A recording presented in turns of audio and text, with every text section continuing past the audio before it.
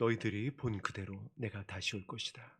내가 다시 와서 나 있는 곳에 너희도 나와 항상 있게 할 것이다. 아버지여, 이 약속의 말씀을 붙잡고 이 시험의 때를 견디고 있습니다. 예수님의 마음을, 주의 이름을 부르는 살아가는 주의 백성에게 부어 주시옵소서. 성령님, 아버지의 성령을 예수님께서 아버지께로부터 받아 우리에게 부어주실 것을 말씀하여 주셨습니다. 그 은혜가 오늘 이 자리 가운데에 또한 함께 인터넷으로 기도의 골방에서 예배의 자리에서 주의 이름을 부르는 주의 백성에게 부어지게 하여 주옵소서. 예수님 이름으로 기도드립니다. 아멘. 함께 나눌 말씀 디도서 1장 말씀입니다.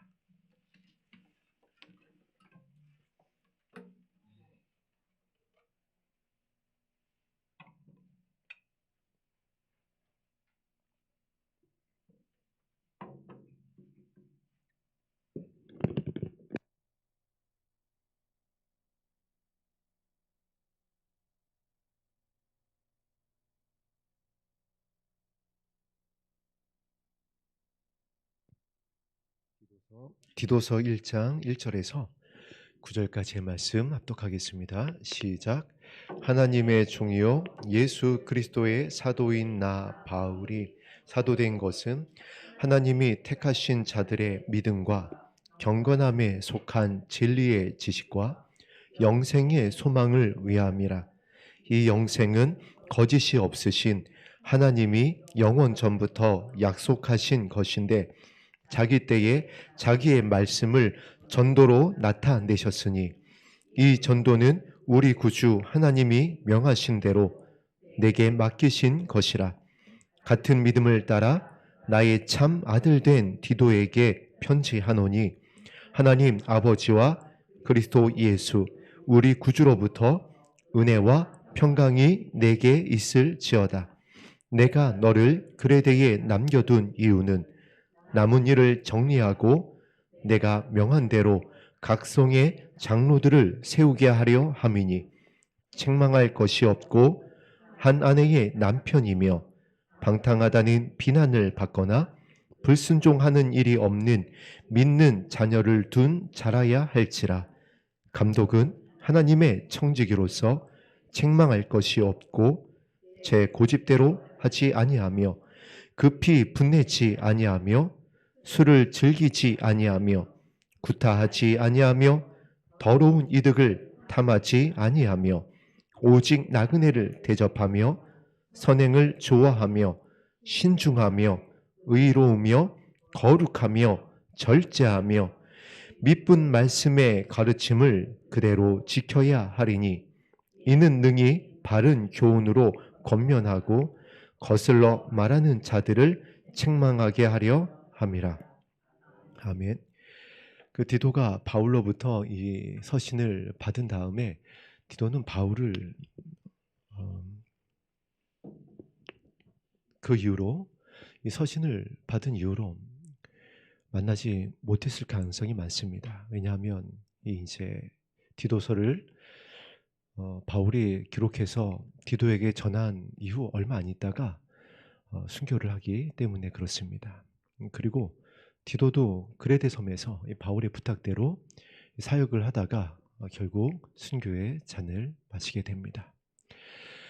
예수님께서 이제 제자들에게 제자들 곁을 떠났을 때에 제자들이 불안해할 것을, 제자들이 두려워할 것을 아셨기 때문에 찾아오셔서 제일 먼저 말씀하신 것이 너희에게 평안이 있을지어다였습니다. 그리고 제자들에게 성령을 받아야 될 것에 대해서 재차 부탁을 하십니다. 돌아가시기 전에 제자들에게 가르쳐 주셨지만 다시 한번 부활하신 다음에 두려워하고 있는 제자들에게 와서 너희에게 성령이 올 때까지 예루살렘을 떠나지 말 것을 부탁을 하십니다. 이 평안과 성령에 대한 말씀, 그리고 이제 승천하시면서 내가 너에게 다시 올 것이다. 이 말씀을 가지고 제자들이 모두가 다 예수님의 뒤를 따라갔고 승리하게 되어집니다. 그랬던 것과 같이 디도가 바울이 디도에게 전했던 것이 다르지가 않습니다. 예수님께서 제자들에게 가르쳐 주셨던 것과 같이, 부탁하셨던 것과 같이 이제 자신의 아들과 같은 참 아들과 같았던 디도가 그 그레데 섬에서 정말 그 어느 곳보다 선교하고 복음을 전하기 어려운 그곳에서, 그리고 결국에는 순교할 수밖에 없는 그 척박한 땅에서 어떻게 견뎌낼 수 있고 승리할 수 있고, 그리고 영혼을 향한 아버지의 뜻을 이룰 수 있는지에 대해서 다른 것을 전하지 않습니다. 뭐 이를테면 내가 손을 얹을 때 어떤 현상이 나타나서 사람들이 그것을 보고 그 표적을 보고 두려워하면서 하나님께로 돌아오게 될 것이니까 너도 나와 같은 은사를 사모하면서 은사를 구하도록 하여라. 이런 내용은 디도서 안에 눈 씻고 찾아봐도 없습니다. 처음부터 무엇이죠? 영생에 관한 소망을 말씀을 하십니다. 참 길이요 진리요 생명이 되신 예수님의 은혜와 평강이 있어야 됨을 가르치고 있습니다. 이것이 믿음이라는 것이에요. 믿음의 결국이 구원을 얻을 것을 말씀하셨습니다. 그래서 바울이 디도가 믿음으로 승리할 수 있는 가장 중요한 방법을 1절부터 4절까지 먼저 가르쳐 준 것입니다. 그리고 난 다음에 5절 말씀에 이렇게 디도에게 부탁을 합니다. 내가 너를 그레데에 남겨둔 이유는, 이것이 오늘 저와 여러분에게 주시는 예수님의 부탁의 말씀입니다. 오늘 저와 여러분을 택한 자 중에 택하여서 하나님의 종이요 예수 그리스도의 사도가 되어졌던 바울과 같이 택한 자 중에 택하여서 이 시대를 분별하게 하시고 또 이 시대를 견딜 수 있도록 기도하게 하시고 또 실제적으로 이 징조로서의 환란의 때를 지나갈 수 있도록 준비하게 하신 이유가 있다는 것입니다. 그리고 그것을 통해서 영혼을 향한 아버지의 뜻을 이룰 수 있는데 그 방법이 이제 구체적으로 5절 이후에 나오고 있습니다. 그리고 역시 이것도 믿음이라는 것이에요. 바울이 디도에게 자신이 선교하면서 1차, 2차, 3차 선교 여행을 다니면서 영혼들을 아버지께로 돌아오게 할 수 있었던, 그리고 특별히 이 마지막 때에 영혼을 향한 아버지 하나님의 뜻을 이룰 수 있는 신부들을 향한 부탁과 가르침이라는 것입니다. 내가 너를 그레데에 남겨둔 이유는, 이를테면 우리가 이제 남겨진 자들을 위한 방주의 사역을 감당하기 위해 두 가지 일을 진행하고 있습니다. 하나는 교회와 함께 들어설 산마 필릿입니다. 또 하나는 이제 산마 농장입니다. 이 두 가지 일이 같이 진행되고 있습니다. 이 일을 저와 여러분에게 부탁하신 이유는, 또한 우리가 3년여 전에 드리는 예배로 우리 교회 예배가 새롭게 되어지면서 이 부분을 부탁하신 것입니다. 내가 너희들에게 이와 같은 예배를 드리라고 한 이유는, 너희들이 이 예배를 드림으로 인해서, 그때 기억이 납니다. 그렇게 예배를 모든 형식과 순서를 빼고 오직 찬송과 말씀과 기도 이후에, 그때 여러분 4시까지 기도했었나요? 뭐 그렇게 기도했습니다. 그렇게 기도하게 하신 이유는, 그런데 그 기도의 제목, 그때 이후로 선포되어졌었던 모든 말씀의 핵심이 무엇이었죠? 예수 그리스도의 마음을 품으라는 것이었습니다. 이 말씀이 선포되어지고 이 말씀을 반복적으로 전하게 되어지고 이 말씀을 붙잡고 기도하게 하신 이유는, 이것이 믿음이기 때문에 그래요. 그 믿음이, 그 능력이, 그 복음의 능력이 어떻게 할 것이다? 우리가 이 마지막 때에 우리에게 부탁하신 이 방주로서의 사역을 감당하게 할 것이고, 이 시험의 때를 견디게 할 것이고, 나와 내 자녀를 주님 앞에 돌아오게 할 수 있는 은혜가 있게 할 것이기 때문에 이것을 부탁하시고 가르쳐 주신 것입니다. 그렇게 하신 이유, 그렇게 예배하고 기도하게 하고 이 사역을 감당하게 하고, 오늘 김영국 지사님하고 장현수 성도님은 오늘 새벽 6시부터 밭에서 관리기와 씨름을 하고 그 멀칭하는 그 비닐 그 기계하고 7시까지 하셨던 것 같은데요. 그렇게 하고 그 피곤한 몸을 이끌고 또 자리에 오셔서 방송실에 앉아 계시고 또 기도의 자리에 이렇게 앉아 계신 이유는 그렇게 함으로 인해서 주님께서 이루실 일이 있다는 것입니다. 그리고 그것이 믿음이라는 것이에요. 어떤 눈에 보이는 것, 어떤 사람의 이름, 어떤 교회의 사역의 규모, 이런 것이 아니라는 것입니다. 그 구체적인 이제 방법들을 바울이 자신의 모든 사역을 다 정리해서 참 아들과 같은 디도에게 또 이 마지막 때에 견디고 있는 신부되기 원하는 저와 여러분에게 편지하고 있습니다. 글에 대해 남겨둔 이유는 남은 일을 정리하고 내가 명한 대로 각 성의 장로들을 세우게 하려 함이니, 남은 일을 정리하고라고 했는데 결국 바울이 본인의 사역의 뒤를 이어서 영혼을 향한 아버지의 사역을 이 그레데 섬에서 이루게 하겠다라는 것입니다. 그 일을 계속 참 아들 같은 디도 내가 이어서 했으면 좋겠다.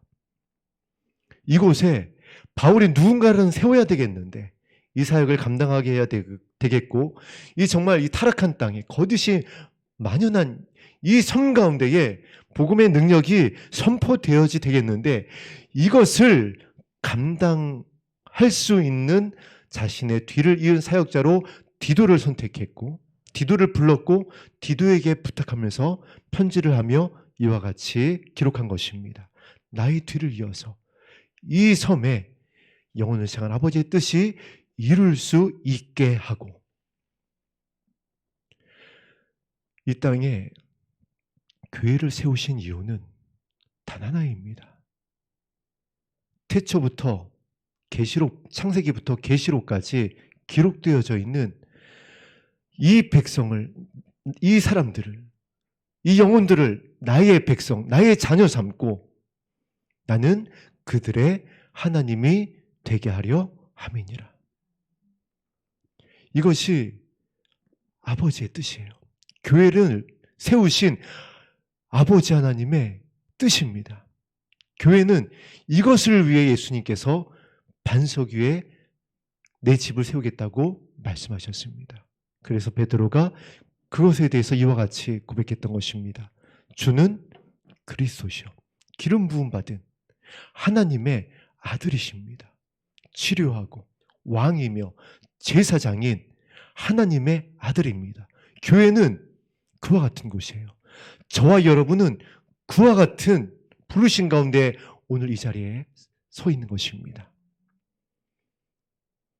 이 땅에서 잘 되고 잘 사는 것, 그것이 목적이 아니라는 것이에요. 교회가 사람의 숫자가 많아지고 교회를 건축하고 사역을 확장해 가는 것, 이것이 목적이 아니라는 것입니다. 그것은 더하여지는 것이에요. 먼저 그 나라와 그 일을 구할 때, 영혼을 향한 아버지 하나님의 뜻을 붙잡았을 때 하나님께서 부탁하시면, 그리고 부으시면 그것에 순종하여서 그 일을 이루어가는 것입니다. 그러면 어떠한 사역은 물론 큰 사역이 될 수도 있어요. 그러나 어떠한 사역은 한 영혼 가지고 순교할 수도 있는 것입니다. 그것이 아버지의 뜻이에요. 그것이 우리를 향한 목자의 음성에 따라가는 우리의 발걸음이 되어야지 돼요. 그런데 우리가 그동안 그렇지 못했습니다. 자꾸 비교했어요. 자꾸 눈에 보이는 것을 구했습니다. 그것은 아버지의 뜻이 아니에요. 영혼이 주님 앞에 돌아오는 것이 이것만이 아버지의 뜻인 줄 믿습니다. 제가 예전에 하나님께서 이제 영적 훈련이라고 하면 훈련일 것입니다. 어떤 그 과정을 지나가게 하시기 위해서 어느 교회에서 옛날에 사찰 집사라고 그랬죠. 이 관리 집사를 한 적이 있었습니다. 길지 않은 짧은 기간이었어요. 근데 그 교회가 건축을 위해서 기도의 방을 만들었습니다. 24시간 기도의 방이에요. 물론 이제 교회 건축을 위해서 기도하는 것은 귀한 것일 것입니다. 하나님의 은혜 가운데에 이루어질 수 있는 그 은혜를 구하는 것은 귀한 것일 거예요. 그런데 안타까운 것은 24시간 기도를 하는데 건축이 끝난 다음에는 그 기도가 그치더라는 것이에요. 그리고 교회가 건축되기 전에는 24시간 기도가 없더라는 것입니다. 나의 마음을 새롭게 하기 위해서, 나의 자녀를 위해서, 영혼을 향한 아버지 하나님의 뜻이 이루어지게 하는 성령의 기름 부으심을 위해서는 그렇게 기도하는 것을 본 적이 없어요. 그 교회뿐이 아닐 것입니다. 우리도 그러한 때가 있었어요. 어떤 삶의 문제를 해결하기 위해서, 사업의 문제를 해결하기 위해서, 그냥 자녀의 어떤 문제를 해결하기 위해서는 정말 금식도 하고 작정도 하고 철야도 하고 그랬다가 그것이 해결되고 하나님께서 은혜를 주셔서 형통케 되어지면 우리가 어떠했냐라는 것이에요. 정말 아버지 하나님의 뜻을 이루기 위해서, 나와 내 자녀를 위해서 예수님께서 기도에 대한 부탁을 하셨던 그 말씀 앞에 무릎 꿇고 그보다 더한 간절함으로 기도의 골방으로 들어간 일이 있냐라는 것이에요. 교회는 이 뜻을 위해서 모여야 될 줄로 믿습니다. 마음을 새롭게 하기 위해서. 왜냐하면 이것이 영혼을 향한 하나님의 뜻을 이룰 수 있기 때문에 그래요. 그래서 바울이 1절부터 4절까지 동일하게 이 내용을 디도에게 알려준 것입니다. 내가 너를 위해서 중보할 것이다. 내가 너에게 어떠한 은사를 더하여 줄 것이다. 어떤 능력이 임할 것이다. 어떤 사람을 너에게 붙일 것이다. 어떠한 동역자들이 올 것이고 어떤 재정이 보여줄 것이고 이런 말씀은 전혀 없어요. 이것은 하나님께서 더하여 주시고 예비되어 주신 것들인 것이 예비되어 주는 것이고 무엇을 구하라? 먼저 그의 나라와 그를 구해라. 그것이 무엇이다? 믿음이다. 그런데 디도가 이 말씀을 붙잡았습니다. 남은 일을 정리하고 내가 명한 대로 각성의 장로들을 세우게 하려 함이니. 자, 여기에서 이제 첫 번째 바울이 디도를 향한 정말 주옥 같은 진리의 말씀이 기록되기 시작을 합니다. 남은 일을 정리하기 위해서는 누구를 세워야 된다? 장로들을 세워야지 된다. 장로들이 그 이후에는 감독으로 나옵니다. 그리고 8절과 9절이 바로 그 장로와 감독들이 어떠한 열매가 있어야지 되는지에 대한 말씀이에요.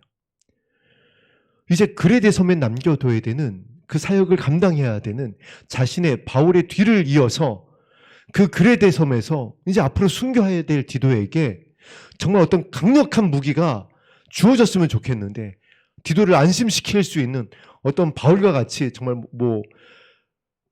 손수건을 갖다 얹었더니 치료가 일어나는, 죽은 자를 위해서 기도했더니 살아나는 이런 갑절의 영감이 디도에게 임하여야 될 것에 대해서 약속하고 그것을 서신으로 전하고 근거를 남긴 게 아닙니다. 본인은 이제 순교할 것이고 다시는 디도는 바울을 보지 못하게 될 수 있는 그와 같은, 그리고 자신의 뒤를 이어서 순교해야 될 디도에게 그곳에서 나의 일을 이어서 감당하기 위해서는 장로들을 세워라. 감독을 세워라. 그리고 그들이 어떠해야 된다. 이 말씀은 어떤 말씀이냐면요. 지금 우리의 상황과 똑같은 것입니다. 지금 얼마나 우리가 견디기 힘든 시험의 때를 지나고 있는지 모릅니다. 요즘 그래서 저는 이제 뉴스를 잘 안 봅니다. 이 세상에 대한 어떤 기대와 소망을 모두 다 접었기 때문에 그래요. 예전만 해도 조금 뭐 최근까지만 해도 어떤 이제 대선에 대한 결과에 이를 수 있는 어떤 소식들을 찾아서 봤어요. 그런데 이제는 뉴스를 거의 보질 않습니다. 뭐 장관들이 뭐 어떻고 청문회가 어떻고 검수완박이 어떻고, 신학교 때는 반드시 이제 어떤 신학자의 가르친 대로 한 손에는 무슨 신문을 한 손에는 성경을 이래 가지고 뭐 신문을 읽기도 하고 뭐 뉴스를 놓치지 않기 위해서 중요한 것들을 검색해서 찾아보기도 했는데, 지금은 이제 잘 그렇게 하질 않아요. 세상에 대한 소망이 이제 가질 수가 없는 때예요. 이제 세상은 어디로 갈 것이냐면은 예수님께서 말씀하신 대로 환난과 기근과 지진과 질병과 사랑이 식어지는, 이제 예수님께서 오실 수밖에 없는, 예수님의 신부들이 심령이 상하는 것을 더 이상 보실 수 없어서 그들을 구원하기 위해서 오실 수밖에 없는, 그리고 또한 인류 스스로가 하나님께서 창조하시고 보시기에 심히 좋았더라라고 했었던 이 땅이 더 이상 살 수 없는 땅으로 이제 접어들었습니다. 뉴스를 통해서 접하신 분들이 계실 겁니다. 2030년이 되면 인천 영종도가 물에 잠깁니다. 부산의 대부분이 침수되게 돼요. 이것은 될 수도 있고 안 될 수도 있고가 아닙니다. 모든 과학자들이 시뮬레이션을 돌려보고 남극과 북극의 빙하에 침몰하고 있는, 녹아내리고 있는 그 과정, 지구의 온난화, 이 모든 것을 종합해서 내린 결론이에요. 그래서 실제로 미국에서는 어마어마한 뚝을 침수가 예상되는 지역에 만드는 공사가 지금 현재 진행되고 있고 우리나라에서도 논의를 하고 있습니다. 인류가 어느 정도까지는 감당할 수 있겠지만 그 이상은 이제 감당할 수가 없어요. 지금 이와 같은 때에 살고 있습니다. 그래서 지금 우리의 이제 소망은 무엇이냐? 우리의 믿음은 무엇이어야 되냐? 이와 같은 때에 주님께서 말씀하고 계신 이것인 것입니다. 이렇게 환난의 때에 이와 같이 정말 어마어마한 세상에 어떤 환난이 몰려오고 있는 때에 예수님께서 우리에게 하시는 말씀이 너희는 나의 마음을 품으라, 뭐 이런 것입니다. 지금 디도에게 전하고 있는 이 부탁은 그런 것이라는 거예요. 너희 교회를 내가 이렇게 해줄게. 너희의 담임 사역자에게, 너희 각 개인에게, 너희 자녀에게 뭔가 확실한 것을 약속하고 너희들이 견딜 수 있도록 내가 보여줄게. 이런 말씀이 아니라 너희는 나의 마음을 품어라. 이런 수준인 것입니다. 지금 디도에게 편지하고 있는, 장로들을 세워라, 감독을 세워라. 이거는 지금 디도가 이 죄악인 만연한 성중에서 어떻게 사역을 해야 될지, 어떻게 이 사역을 이 바울과 같이 감당해야 될지 고민할 수밖에 없고 기도할 수밖에 없고, 또 예수님을 이제 떠나보냈었던 제자들과 같이 바울을 만날 수 없는 디도에게 불안한 이 상황에서 너는 장로들을 세워라. 너는 감독들을 세워라. 그런데 디도가 이 말씀이 어떤 의미인지를 알고 있었습니다. 왜냐하면 바울과 같이 사역을 해왔어요. 그래서 바울의 사역이 어떻게 이루어지는지, 어떻게 하나님께서 바울의 사역을 통해서 교회들이 세워지고 영혼들을 향한 하나님의 뜻이 이루어지는지 명확하게 봤던 겁니다. 늘 다른 방법이 없었어요. 이것이었습니다. 본을 보이고 영혼들을 세워가는 것이에요.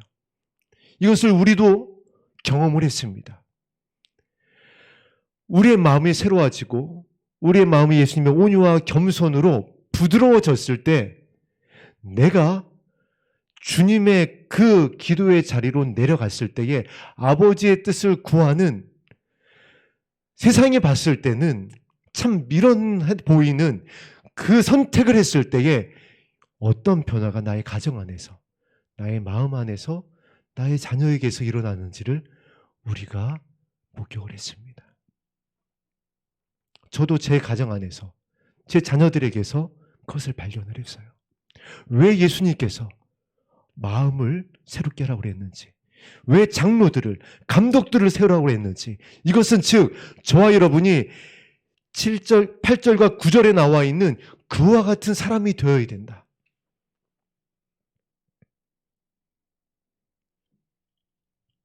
책망할 것이 없어야 된다.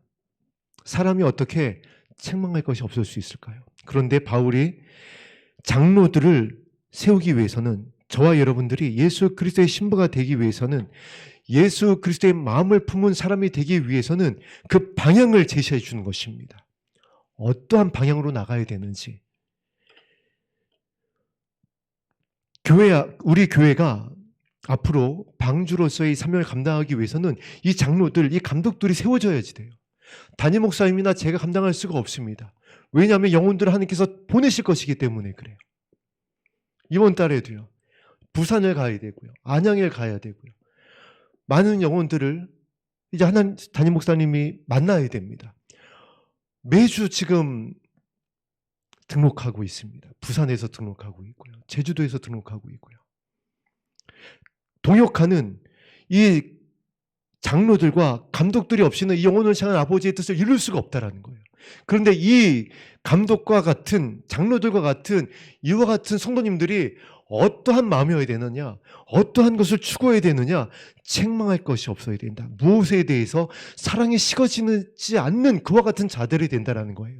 이 마지막 때에는 사랑이 식어지는 때이기 때문에 감독들과 장로들이 함께 동역해서 영혼들을 살릴 수 있는 이 사역을 감당하기 위해서는 지금 당장에는 물론 뜨겁지 않을 수가 있고요.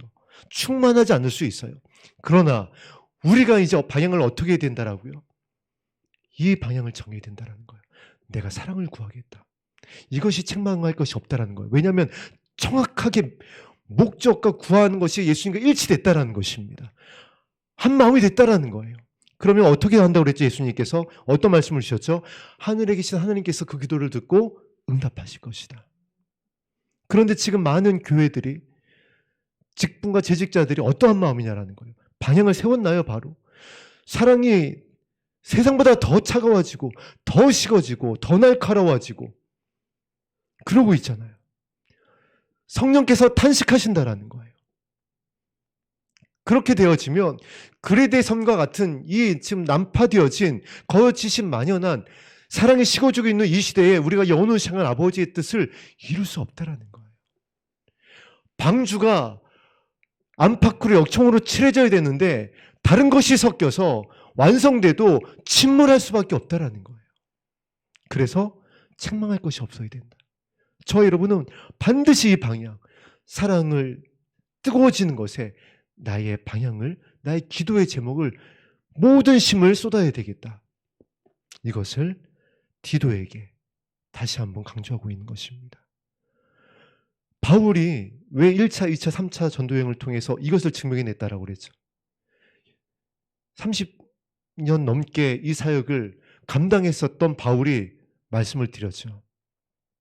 은사와 능력과 뭐 이상으로 하나님께서 날마다 죽은 자를 살려주시고, 그렇게 해가지고 바울이 그것에 힘입어서 이 바울의 선교여행을 감당한 것이 아니라는 겁니다.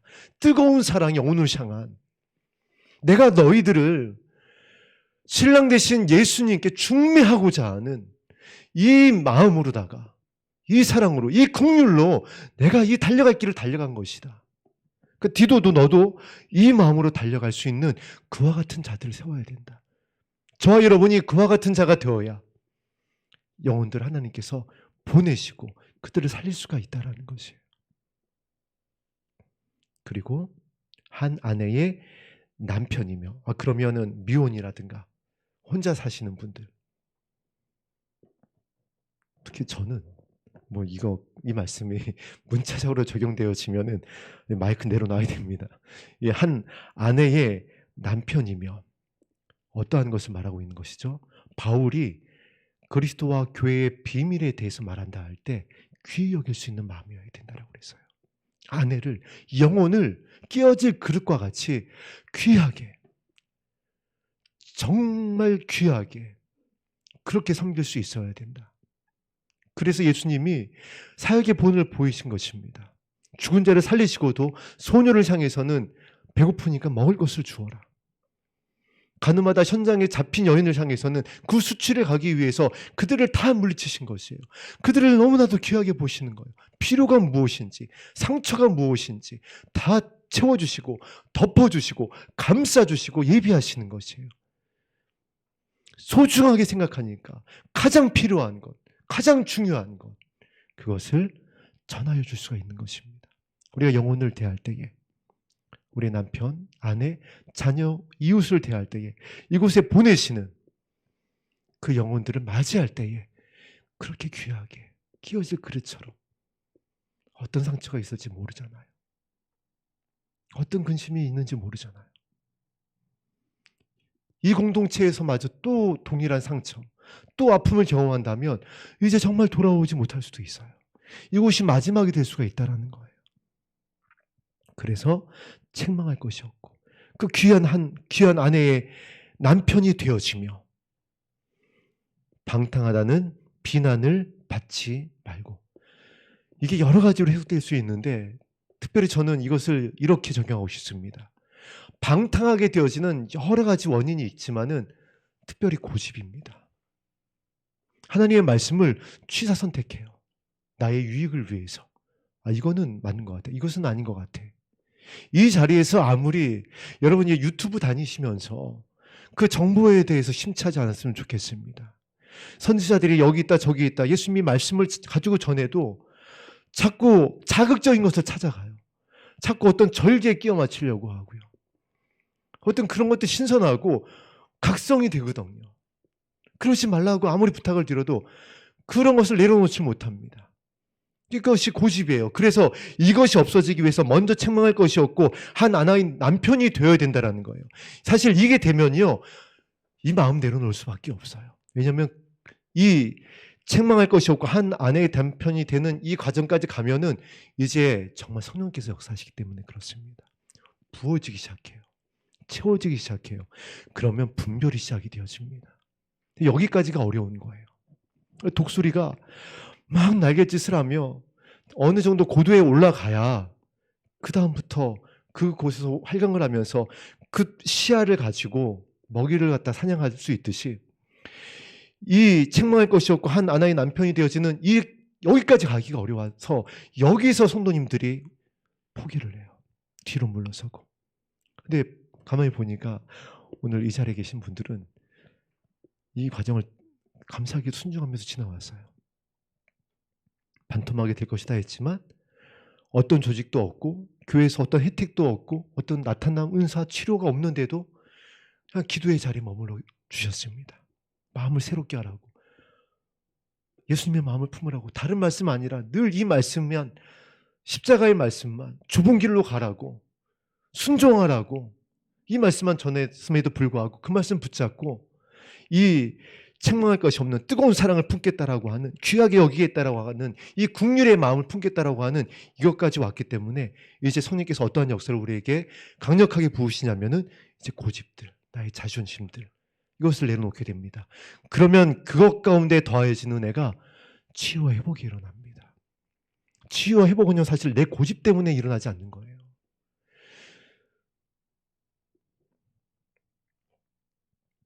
그리고 그렇게 되어지면 비난을 받을 일이 없는 겁니다. 사단이 참수할 수가 없어요. 그동안은 이것이 안 됐기 때문에 사단이 우리를 얼마나 신나게 참수했는지 모릅니다.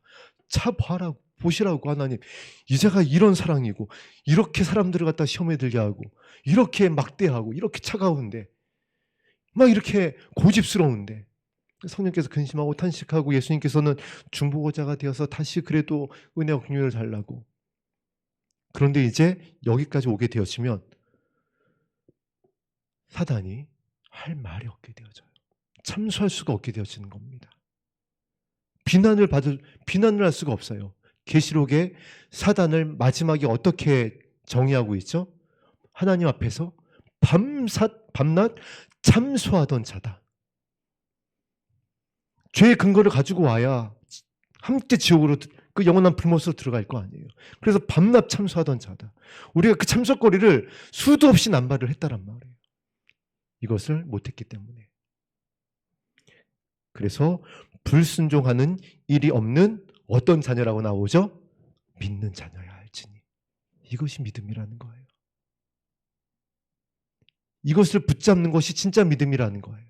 그런데 우리가 그동안 너무나도 다른 것들을 많이 붙잡고 와서 그것이 힘들었던 겁니다. 저도 힘들었습니다. 저도 실수가 있었어요. 잘 참다가 화를 내기도 하고 제 안에 내재되어 있는 저도 놀라는 어떤 분노가 올라오는 것을 보면서 다시 또 무릎을 쳐서 그냥 머무는 거 말고는 할 수 있는 게 없는 겁니다. 말씀에 비춰보니까 그것만이 살 길이고 그것이 순종이고 그것이 믿음이라는 것이에요. 어디 가서 안수받는 것이, 어디 가서 전이받는 것이, 은사받는 것이 그것이 믿음이 아니라는 것이에요. 그것이 구원이 아니더라는 것입니다. 그것이 방주를 완성할 수 있는 재료가 될 수 없더라는 것이에요. 책망할 것이 없고 아내의 남편이 되어야 되고 방탕하거나 비난을 받지 않는, 즉 사랑을 향하여 나아가고 귀히 여기고 긍휼히 여기고 나를 하나님의 뜻에 나를 십자가에 못 박고 그리고 선한 목자 되신 주님의 음성을 따라가는 것, 이것이 믿음입니다. 그 믿음을 예수님께서 이 마지막 때에 찾겠다고 그랬는데 그 믿음이 교회 안에 없는 겁니다. 그래서 예수님께서 탄식하신 거예요. 오늘 저와 여러분은 이 믿음을 더욱더 간절히 구하게 되기를 주님의 이름으로 부탁드립니다. 그 믿는 자녀를 둔 자라야 할지니. 우리 공동체 안에, 우리 열린 하늘문 교회 안에 저와 여러분들이 이런 믿음의 자녀들로, 신부들로 마음이 새로워져 갈 때에 그레테섬이 이 침몰하고 있는, 주님이 오실 수밖에 없는 죄악이 관연한 노아의 때와 같은 이때에 영원한 시간 아버지의 뜻을 이룰 수가 있다는 것이에요. 우리 7절 말씀은 합독하겠습니다. 시작. 감독은 하나님의 청지기로서 책망할 것이 없고 제 고집대로 하지 아니하며 급히 분내지 아니하며 술을 즐기지 아니하며 구타하지 아니하며 더러운 이득을 탐하지 아니하며. 사실 6절과 7절은 같은 결입니다. 같은 흐름이에요. 그렇게 사랑이 뜨겁고 귀히 여기고 곧 나의 뜻 하나님의 뜻에 십자가에 못 박고 이렇게 되어지면 하나님의 청지기의 사명을 감당하게 된다는 것입니다. 청지기의 뜻을 우리가 잘 알고 있습니다. 사실 이 청지기의 가장 예표적인 그 믿음의 선지는 다윗이라고 할 수가 있습니다. 다윗은 이렇게 고백을 했어요. 자신의 한 가지 소원에 대해서. 내가 왕이지만 모든 사람들이 자신 앞에 와서 무릎을 꿇고 있고 다윗의 왕국을 건설해서 조공을 받고 있고 많은 나라들이 자신과 화평하게 되기를 원하고 있는 그런 막강한 나라의 군주가 되어졌지만 이것을 다 잃더라도 하나를 잃지 않고 싶습니다. 아버지의 집에서 아버지의 얼굴을 바라보며 하나님의 이름을 찬송하는 것입니다. 이것이 청지기의 고백이에요. 이것은 하나님께서 주실 수 있는 겁니다. 다 더하여 주실 수 있는 거예요. 그냥 맡겨주신 거예요. 왕자도, 왕의 보좌도 하나님께서 다 주신 것이라는 겁니다. 자신을 호위하고 있는 호위 무사들도 다 하나님께서 세우신 자들이라는 것이에요. 물론 다윗이 거기까지 오기, 그것이 그 과정이 어느 한날 그냥 사무엘로부터 기름 부음 받고 다음날 이루어진 것이 아닙니다. 기름 부음 받고 어떻게 됐죠? 광야로 가서 10수년을 사울왕으로부터, 장인으로부터 생명의 위협을 받으면서 광야로, 동굴로 피해 다녀야 됐습니다. 그 과정을 지나서 왕이 되어졌어요. 그걸로 끝이었나요? 또 아들 압살롬으로 인해서, 자신의 연약함으로 인해서 여호와는 나의 목자신이라고 하는 그 고백이 나오기까지, 시편에서의 그 단 한 가지의 소원이 고백이 나오기까지 그 과정은 정말 채굴이 엮은다면은 며칠의 전집이 나올 수 있는 그 과정이었을 것입니다. 그럼에도 불구하고 모든 것이 은혜입니다. 그럼에도 불구하고 나는 그냥 청지기입니다. 그럼에도 불구하고 나는 무익한 종입니다. 6절이 저와 여러분에게 들어오게 되었으면 이 마음의 중심으로 인해서 바울과 같이 달려갈 길을 향하여 달려가게 됩니다. 교만하지 않게 된다는 거예요. 왜 지금 많은 사역자들이 넘어지나요?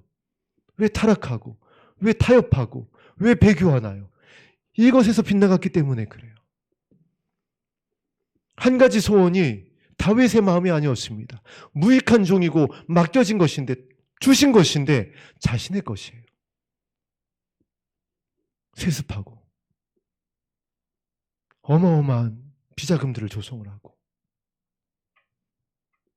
좋은 집에 사는 것에, 좋은 차를 굴리는 것에, 자신의 자녀를 갖다 유학 보내는 것에 성도들의 헌금을 갖다 동원을 하고 교회 안에 가증한 자들을 세우고. 왜 그럴까요? 6절이 안 되니까 청지기의 사명을 망각해버린 것입니다. 그러니까 책망할 것이 생깁니다. 고집대로 하게 됩니다. 목회자들이 분을 내게 됩니다. 성내는 것이 하나님의 영광을 이루지 못한다라고 그랬는데 교회가 나누어집니다. 청년들이 떠나갑니다. 술을 즐기지 아니하며 구타하지 아니하며 더러운 이득을 탐하지 아니하며. 이제 어떻게 되는 거죠? 세상하고 구분이 안 가는 겁니다. 아니, 더한 거예요. 이제 말라기와 같이 되는 겁니다. 이스라엘 백성과 같이 되는 거예요. 그냥 나를 내버려 두십시오. 나는 나의 갈 길을 갈 것입니다. 하나님이 말씀하심에도 불구하고 내버려 두라는 겁니다. 어떤 거죠? 어떤 상태인 거죠? 히브리서의 말씀이 응하는 상태인 겁니다. 현저히 예수님을 다시 욕보였으니 그것이 성령 해방이고, 그것이 성령을 거부하는 것이고, 그것이 구원을 잇는 모습입니다. 그런데 안타깝게도 교회가 그렇게 가고 있다는 것이에요. 그것을 우리 8절 말씀을 통해서 확인하겠습니다. 그 증거가 교회에서 나옵니다. 나그네를 대접하지 않습니다. 자신이 나그네라는 것도 잊어버립니다. 선행을 좋아하지 않습니다. 영혼을 향한 아버지의 뜻, 지극히 작은 자를 선대하는 것, 예수님의 가르침, 그 말씀을 야곱, 에서와 같이 가볍게 여겨버립니다. 그래서 지극히 작은 자들을 차별합니다. 쫓아냅니다. 만나주지 않고 신방도 가지 않습니다. 교회에 앞자리도 앉히지 않습니다. 심지어 그런 것도 있죠. 어떤 무슨 은사자가 와서 어떤 집회할 때에 얼마를 내 앞에 앉혀주는, 뭐 사실 다른 거 없습니다. 직분자를 세우는데 1000단위는 내야 장로가 되고 몇백 단위는 내야 안수 집사가 되는. 선행을 좋아하지 아니하며 신중하지 아니하며 조급하게 되어집니다. 기다리질 않아요. 하나님의 뜻을 구하지 않는다는 것입니다. 의롭지도 않습니다. 거룩하지도 않고 절제하지도 않습니다. 그래서 예수님께서 마지막 때의 교회 안에서 믿음을 볼 수가 있겠느냐. 사랑이 식어지고 귀히 여기지 않고 방향을 잘못 정하고 고집스럽고 아버지의 뜻을 예수님과 같이 구해야 되는데 여전히 나의 뜻, 사역자의 뜻, 교회의 필요, 이 땅에 없어질 것에 대한 필요만을 구하게 되어지고, 그러니까 성령께서 탄식하며 떠나게 됩니다. 더 이상 하나님의 음성이 들리질 않습니다. 그러니까 조급해지는 겁니다. 자신의 방법들이 동원되다 보니까 혈기가 나오고 분내어지는 겁니다. 더욱더 사랑이 식어지니까 술 취하게 되는 거고요. 나그네를 대접하지 않게 되는 겁니다. 롯의 때, 소모라의 때 같이 들어가는 겁니다. 창수가 나고 바람이 불 때 무너지는 겁니다. 그래서 디도에게, 저와 여러분에게, 저와 여러분만이라도 너희들을 이곳에까지 내가 이끌어와서 기도하게 하고 이 말씀을 붙잡고 견디게 하여서 이 영광스러운 사역을 너에게 맡겼으니 너희들은 이와 같은 장로로 감독도로 준비가 되어져서 이 방향을 정하고 이것을 구해서 함께 예수님과 함께 보좌 우편에서 기도하고 계신 예수님과 함께 영혼을 향한 아버지의 뜻을 이루었으면 좋겠다. 지금 이 부탁을 하고 있는 것입니다. 9절 말씀 합독합니다. 시작. 밑분 말씀의 가르침을 그대로 지켜야 하리니 이는 능히 바른 교훈으로 권면하고 거슬러 말하는 자들을 책망하게 하려 함이라. 밑분 말씀의 가르침이 한두 가지가 아닐 것입니다. 성경 전체가, 신구약 전체가 밑분 하나님의 말씀입니다. 그러나 가장 밑부신 하나님의 말씀은 이 말씀일 것입니다. 주의 이름을 부르는 자는 구원을 얻을 것이다. 디도에게 이 기도의 부탁을 하는 겁니다. 이곳에서 기도할 일이 많을 거야. 정말 눈물 날 일이 많을 거야. 외로울 것이고 견디기 힘들 거야. 그러나 나와 함께 기도했었을 때 주님께서 영혼들을 구원해 주신 것을 기억해라. 디도가 목격했습니다. 저와 여러분들도 경험했습니다. 다른 거 구하지 아니하고 주님의 마음을 구했을 때 우리의 마음이 얼마나, 우리 공동체가 얼마나 새로워지고 기뻐하는 웃음소리로 채워져 가고 영혼들을 보내고 계신지를, 그리고 하나님께서 모든 것을 다 예비하여 주신 것을 우리가 보아왔습니다. 그 밑부신 말씀 가르침 그대로 우리가 지키고 붙잡았더니 예비되어지고 준비가 되어지고 영혼들이 보내어지고 저와 여러분들의 마음이 새로워지고 있어요. 그렇게 주님의 이름을 끝까지 부르게 되기를 예수님의 이름으로 축복합니다. 이렇게 되어졌을 때 이는 능히 바른 교훈으로 권면하고 거슬려 말하는 자들을 책망하게 하려 함이라. 이 기준이 저와 여러분에게 명확해야 저와 여러분에게 오는 도전들, 이 사단의 미혹들, 택하신 자들을 이 교회가 이 방주로서의 사명을 감당하지 못하게 하기 위해서 저와 여러분이 주님의 마음으로 온유와 겸손으로 가는 것을 넘어뜨리기 위해서 사단이 아무리 미혹한다고 하여도, 아무리 흔들려고 하여도 환경이라든가 여러 통로를 통해서 아무리 으르렁거린다고 하여도 이 기준이 명확하게 서 있으면 어떻게 결론이 되느냐? 결국에는 거슬려 말하는 자들을 책망하게 될 것이다. 승리한다라는 거예요. 사단이 더 이상 참수할 것이 없는 등과 함께 기름을 준비한 어린 양이 어디로 인도하든지 예수님만을 따라가는 그리스도의 신부로 그 방주의 사명을 감독으로 세워지고 장로로 세워져서 감당하게 될 것이라는 겁니다. 이것이 믿음이라는 것이에요. 디도에게 이 믿음을 계속 강조해서 1절과 4절은 계획이었다면 이제 6절부터 9절까지는 실제였습니다. 이 두 가지를 똑같은 믿음이라는 것을 가지고 디도에게 서신을 열었어요. 그러면 이제 디도가 그 말씀을 붙잡고 가는 겁니다. 저와 여러분이 이 글에 대해 남겨진 이유, 이 홍성 땅까지 오게 하신 이유, 10수년 전부터 그 땅을 고센 땅이 되게 해달라고 기도하게 하셨던 이유, 이 마지막 때에 남겨진 자들을, 그 사랑하는 자들을 구원하기 위함, 그리고 그 사명을 감당할 수 있는 자들은 오늘 디도에게 전한 대로 책망할 것이 없고 한 아내의 남편이 되고 방탕하다는 비난을 받지 않고 불순종하는 일이 없는 믿는 자녀가 되어야 된다.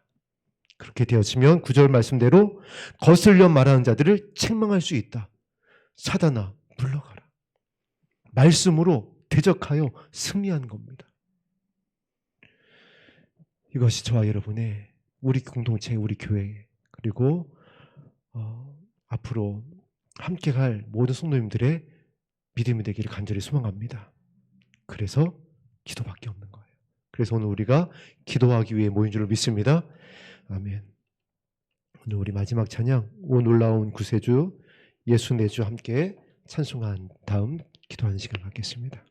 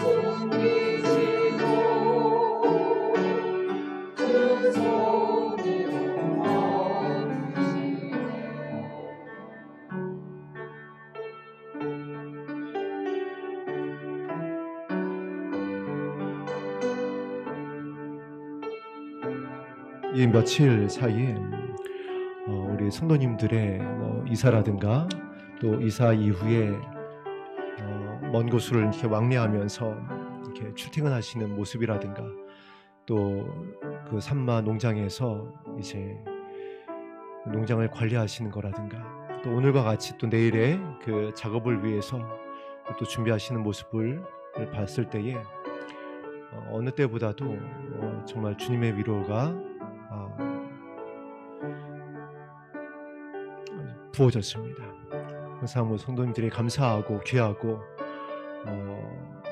중보하는 마음이었지만은 이 며칠 더욱더 그 마음이 더 간절했어요. 성도님들에게 감사의 마음을 전하고 또 이 자리에는 계시지 못하지만은 여러 가지 이유로 골방에서 또 인터넷으로 예배하고 있는 또 때로는 그와 그 성도님들이 산마교회 성도님들이 더욱더 마음이 간절할 것입니다. 여러분을 하나님께서 위로하기 원하십니다. 정말 이 마지막 때에 아버지의 마음이기 때문에 그래요. 자녀들이 견디고자 기도를 쉬지 않고 어떤 환난과 핍박에도 뒤로 물러가지 아니하고 말씀에 의지하여 모이게 힘쓰는 교회에 모이는 것이 아니라 아버지 앞에 모이기에 힘쓰는 여러분을 정말 기뻐하십니다. 생명책이 있고 행위록이 있습니다. 기록하고 계십니다. 갚아주기 위해서, 눈물을 닦아주기 위해서 아버지께서 기록하고 계세요. 그것이 아버지의 사랑입니다. 우리 그 사랑을 신뢰하면서 간절히 기도하겠습니다.